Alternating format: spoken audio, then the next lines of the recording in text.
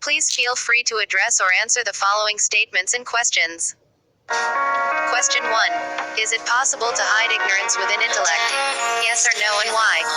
Statement 1. If you say that you do not believe, you are a liar, because you must believe in something. By definition, you have faith in your supposed logic, right? Belief and faith go hand in hand. Individuals or groups of people that have been indoctrinated can be perceived to be as intellectuals by others that do not truly understand how a system of manipulation and indoctrination functions. Colonialism, by definition, is a perfect example of a systemic oppression over a people having no regard for their intellect or humanity by claiming the other culture to be inferior or a threat physically or psychologically. Which leads me to my next set of questions and statements. When speaking on propaganda and narratives that are highly manipulative, the one presenting the information begins to tread on dangerous grounds. How does one go about making a distinction between those who seek to expose the truth from those who are attempting to steer the conversation for their own political manipulation by hiding behind various forms of linguistic deception, such as self-projecting their preconceived notions onto their opponent, getting on the side of their opponent, and misrepresenting the gist of their conversation based off of lack of understanding or willful ignorance? It's a catch-22. You want me to prove to you something that you cannot understand. And even if you do understand, I can't prove that you do. Compartmentalization, regulations, plausible deniability, irrefutable evidence.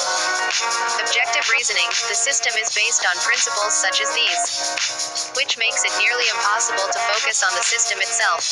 Question 2. How does one determine if another is thinking critically? Statement 2. Knowledge isn't necessarily always based in fact. By definition, knowledge is information, and info it itself inhabit the space of pure opinions just as much, if not more, than the observable universe. Without thoughts you would not be. Does thought precede action, or action precede me? Does this only apply to living organisms, or is it found in all the solar systems? As a man thinketh, so he shall be. This is the way of reality. Out of sight, out of mind, but put it in your mind and it will be seen. Fools believe the first thing they hear, most don't know because they don't care, and the rest find because they search. Remember the truth, everything and nothing all in one. This is what we are. This is why self-projection is natural when it comes to observation. Most don't understand this because of lack of experience, but of comprehension.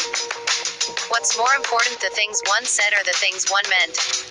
Rhetorical question 1. Which do you think provides more understanding? To indirectly learn about everything or to directly learn from everything? Closing parenthesis. Question 3. Do you agree that, based off all recorded human history, education, religion, and politics have been and continue to be very effective tools of indoctrination, compartmentalization, and manipulation due to the fact that the current social, political, and religious system is a direct result of colonialism? Yes, no, and why? Statement 3.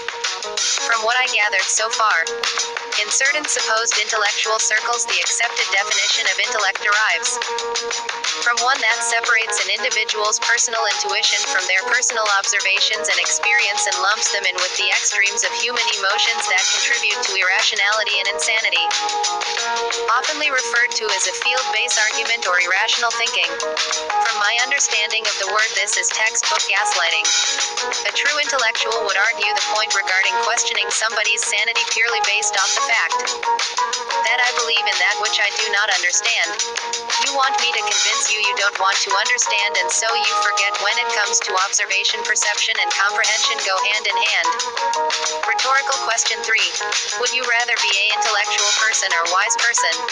Which would you rather prefer, knowing at all times the gist of all words and conversations, or the definition verbatim depending on what the highest authority figure dictates at the time? Dot.